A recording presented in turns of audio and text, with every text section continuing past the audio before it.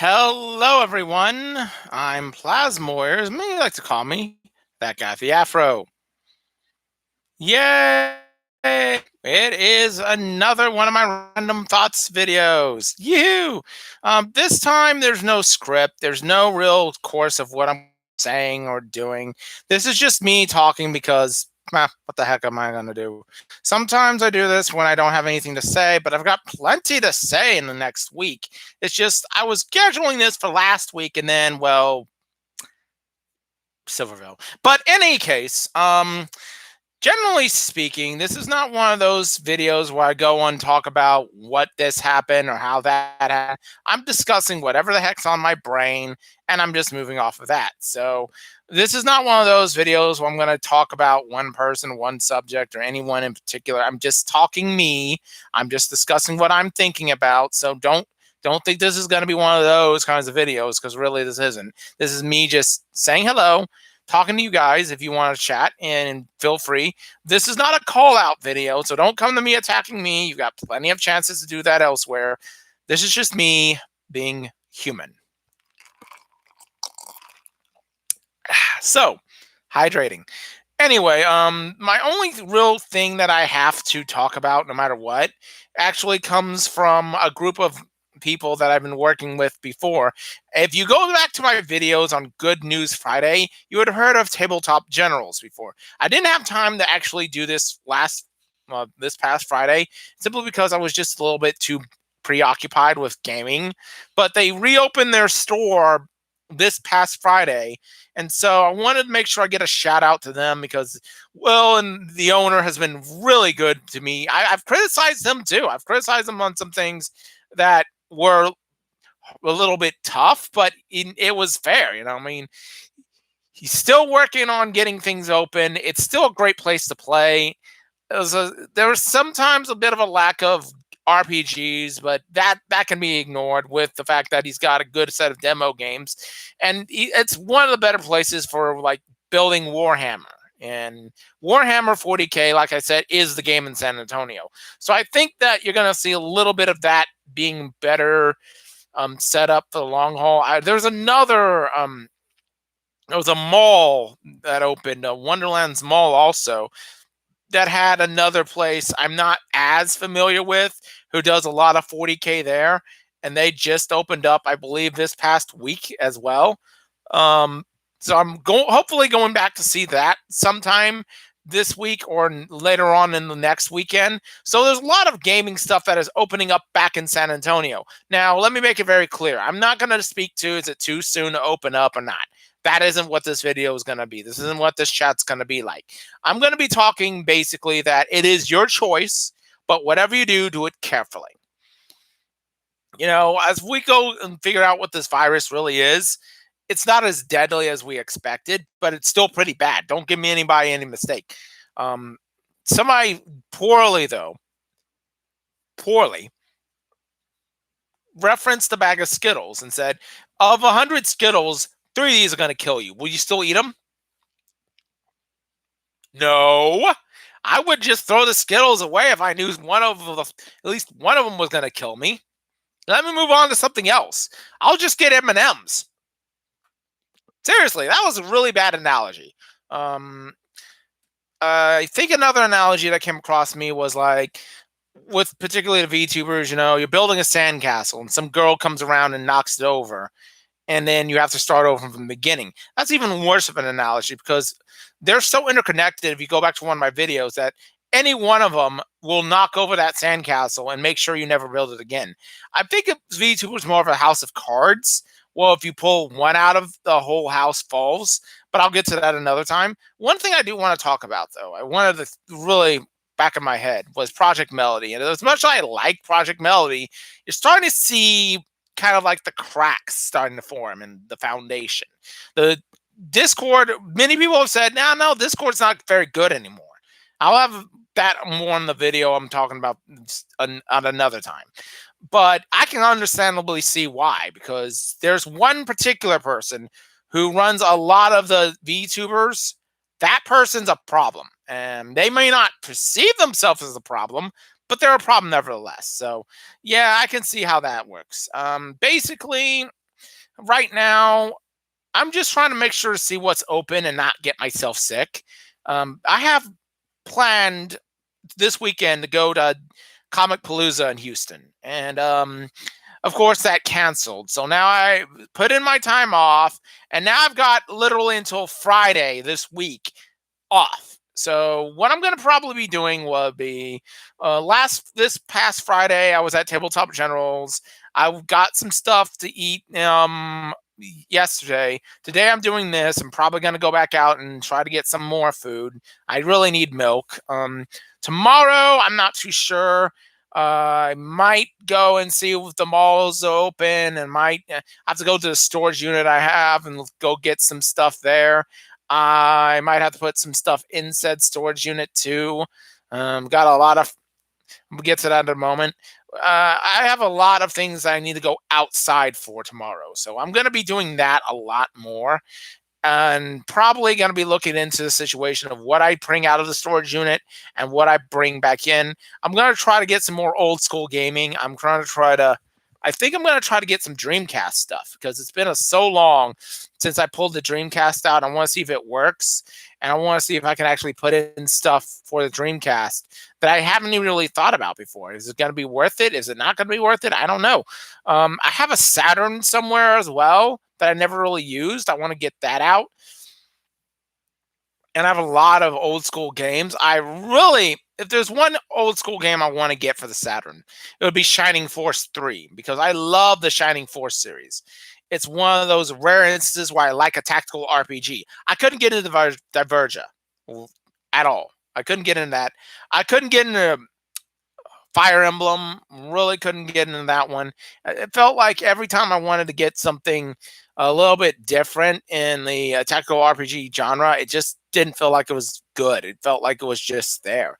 So, kind of want to get some other kind of old school games now that I'm actually back into it. And I don't want ROMs and emulators for some of this stuff because you can't really do a good job emulating like um, N64 stuff, even though I don't have an N64. What I would love to do is get a modded old school Xbox and just have all those games on it. And the first two I would think of off the top of my head, of course, Halo, obviously.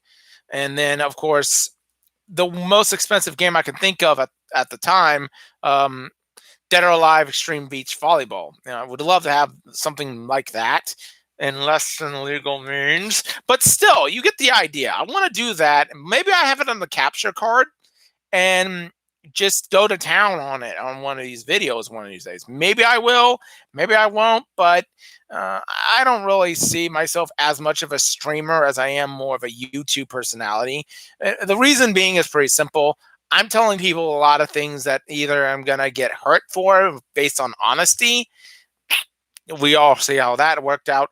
I'm going to be telling people things that don't quite work in like a gaming setting. It's more like here's the convention scene. This is what Trump said. This is what happened with the Houston Rockets. Oh yeah, that Astros fan rant. I still have it. It's a coming.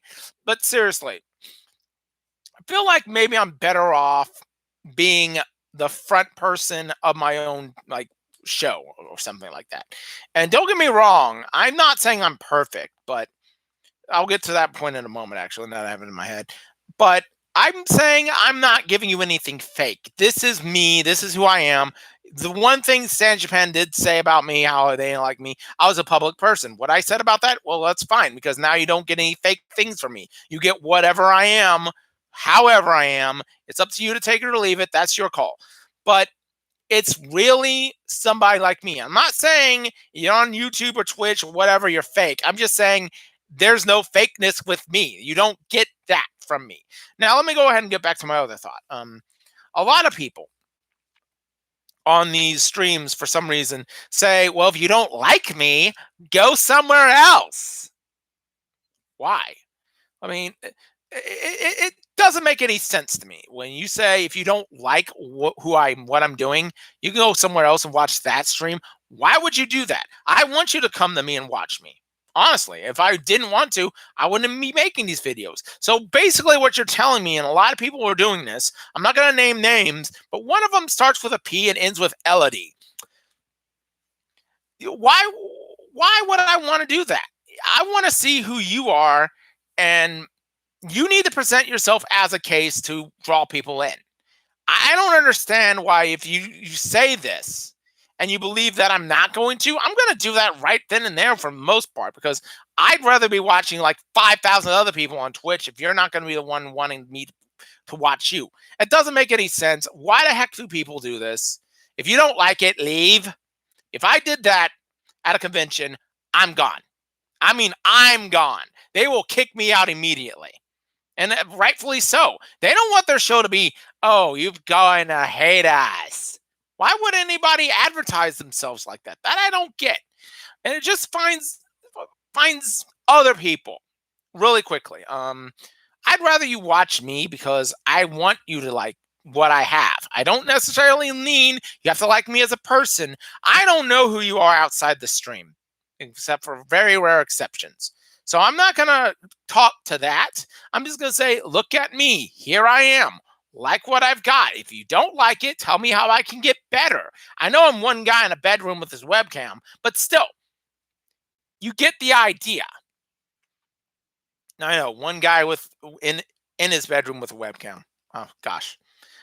Anyway, autism speaks, and what it says to me is I'm insane. Hydrate. But seriously, I can go on for a while. I mean, the last one was 30 minutes, so I'm thinking about mainly what do you need to do outside nowadays? I mean, looking outside and how the world is right now, it's not quite opened up, but it's opening. And I saw a statistic here in Texas that yes, as we start to open up, the virus infection rates are going up, but it's only going to rate about 25% of normal. And we're starting to see the virus issues start to come down more and more and more. But 25% is not that big of a deal. I would expect that at 3 to 4 to 500%. Then we'd have a problem. Then we're like, okay, the infection rates are so high. This is a bad deal. But also I think this is one of those cases where the fear is worse than the hype. Don't get me wrong. I'm not saying this wasn't a bad virus or isn't a bad virus. I'm saying yeah, I don't think I'm as afraid as I was when we started. Now, again, a lot of people are talking about how the president did this and that. That's not what this show is about. I mean, I'm only going to give you what I feel like is going to happen for me. And since I work essential, I don't have anything to add to it. I've already been doing this for the last like 10 years almost. So there's not anything that changes for me. So might change for you, might not, I don't know, but for me it doesn't change very much. So talk about what I can say about myself for the next maybe I got to do something real quick. Where's my keyboard? Hold on a second. I've got to welcome somebody to my server. One moment. Ah. Also, hand sanitizer. Every time I sneeze, even though I do not sneeze into my hand, it's a rule of mine. No matter what, I think people will, myself included. My apologies. This is live. This is not some okay scripted. I can possibly edit it in about 2 days kind of thing, which I really do anyway. Kind of video. My apologies for the slight little hiccup or sneeze in this case. But seriously though, um, I'm going to see what the world opens up to become. Where the restaurants start opening up to people to sit down and eat again. Will there be a bar or two that comes open where you can actually watch maybe old sports events? I've seen a few of those. I'm getting really tired, by the way, of seeing old NBA basketball debates about Michael Jordan and LeBron James. I don't care. Honestly, everyone, this is going to be some honest talk here. I wanted to talk about particularly one NBA player, but I'm going to go to the one moment. Got to get my keyboard again.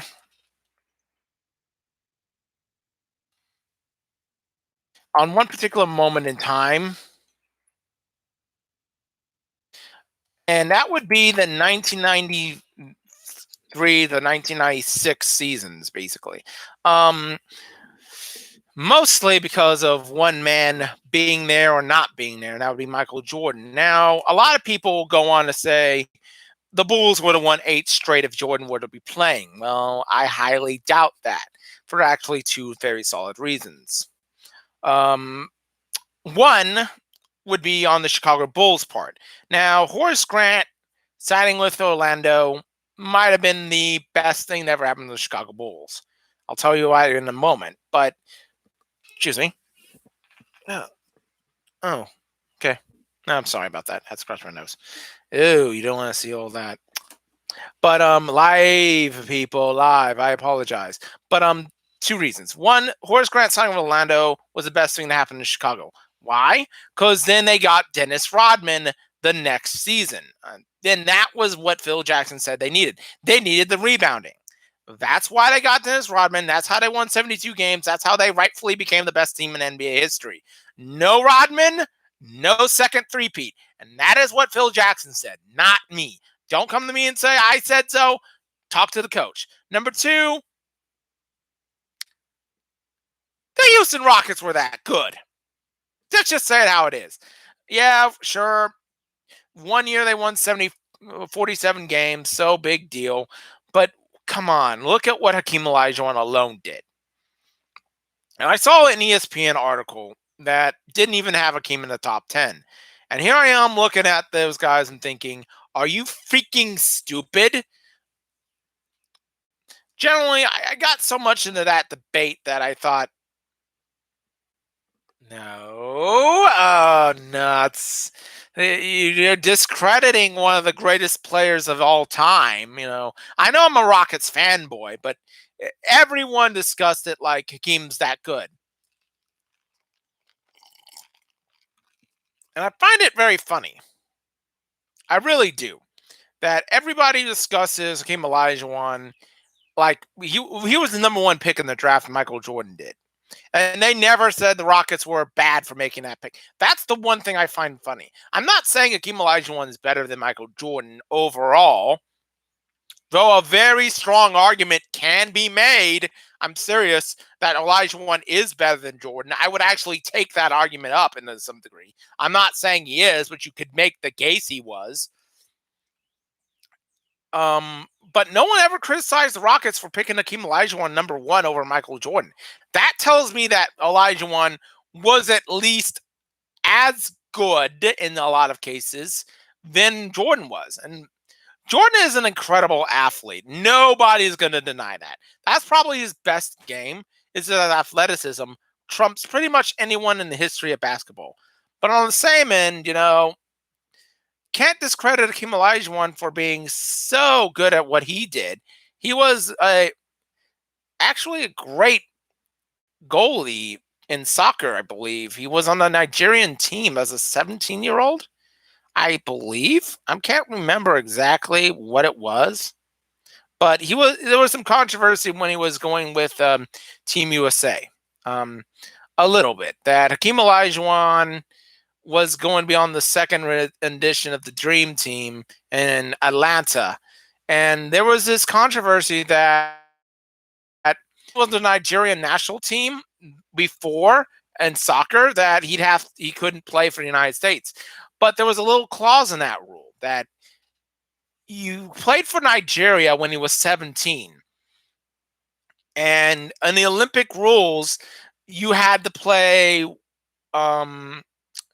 when you were 18 or older in order to have to be stuck to that team, I believe. I think that's how that worked out. I can't entirely remember point blank what the rule was, but that was something that almost put Hakeem Olajuwon out of the Olympics. And not to discredit, Shaquille O'Neal or David Robinson. Both of them are bad A's, let's be honest. Hakeem Olajuwon, even then, was a beast. You could not stop. You just hope these slowed down for 3 quarters and didn't kill you in the fourth. Michael Jordan, definitely the most athletic, had the most clutch. But Hakeem Olajuwon, 1993-94 season is probably the best season a player's ever had. MVP, Defensive Player of the Year, Finals MVP, won the title. What else can you say? Definitely one of the greatest seasons by an individual player in the history of basketball ever. And there's no question that we might not see that kind of productivity out of one player again. So I'm not saying he's better than Jordan entirely. I'm saying you make the argument, and he probably would have won that. Now, the one guy I actually think is overrated, and it's not fair to say this from a perspective as a fan of one team in the division versus the other, is Tim Duncan. And I think the problem here is that everyone credits Tim Duncan for everything that the Spurs did. And I'm not going to discredit Tim Duncan being a great player, but you're talking about him being the best power forward of all time. Karl Malone, Charles Barkley, Dennis Rodman, although Rodman didn't have the scoring, he was a lockdown defender like no one else. I think those actually are higher up on the list. And I'll get in that talk about what I feel like Tim Duncan another time. But I have a hard time believing you're the best at your position when you only average like 19 points per game for your career. I get that last season was kind of like a down year, but it doesn't make any sense. I don't want to turn this into a Spurs Rockets debate either. I mean, I've got too many stats for the rest of my time here, so I'm not going to get into that. So let's go on to what else I'm thinking so far. By the way, speaking of old school PlayStation, have you ever seen the Madden '08, the one that they actually say was the last great Madden? It was on PlayStation. I could actually say this. I had this game once on 360, and not the fact that I'm a Titans fan. Vince Young, very criminal what they did to him in Tennessee. Um, but actually, I kind of agree because the one thing that the PlayStation Maddens had best was a better franchise mode and the ability to create your own playbooks. That is highly underrated in this day and age. I cannot believe they don't have more of that. And I know that people want to go with, I believe it was NFL 2K. Well, I can't remember which one where it was. What's his name? Terrell Owens was on the cover, but I can't believe they didn't like say compare that to the nowadays kinds of games. And I haven't played that one actually. Talking about sports games that were canceled that were really good. I want to get my hands on MVP Baseball 2005 again. That was a great sports game. I can agree with that. Probably the best baseball game ever made. And then for some reason, the license wasn't renewed and EA stopped producing them. This was back when EA was actually a good production company, by the way. They had all those good sports games. And I think they actually had one of the best non simulation games in Mutant League Football, which spiritual successor Mutant Football League is probably better than the current day of Madden games. I'm not kidding. And generally speaking, I just feel like these are the games that are. If you have a PlayStation 2, go back and pick up. Even the NBA and NFL Street games were freaking awesome. I love me NFL Street 2. That was a very solid actually added content. It wasn't just a repackaged skin of a game you played 5 times before. They added more in NFL Street 2 than they did in the original, and it made for a pretty exciting game. Of course, the Titans still kind of sucked back then, you know. Oh boy. But still, I think those old school sports games the way you should have done this.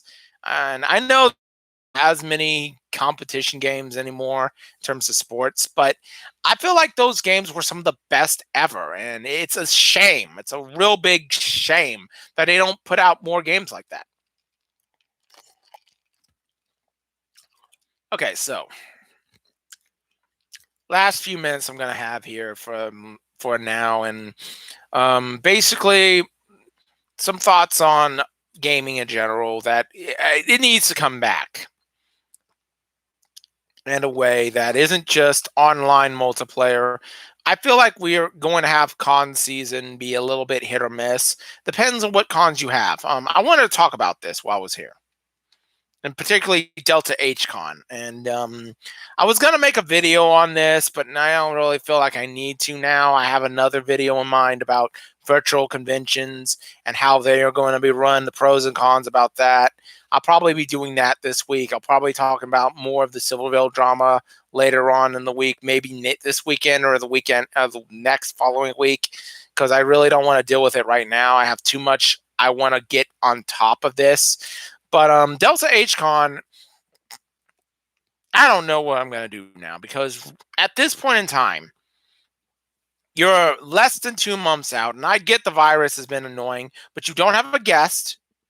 You don't have any real direction of where your con's going. It's the old graphics from 10 years ago. Even though I love their 2014 shirt, I bought two of them. You got stuff that's way back years ago.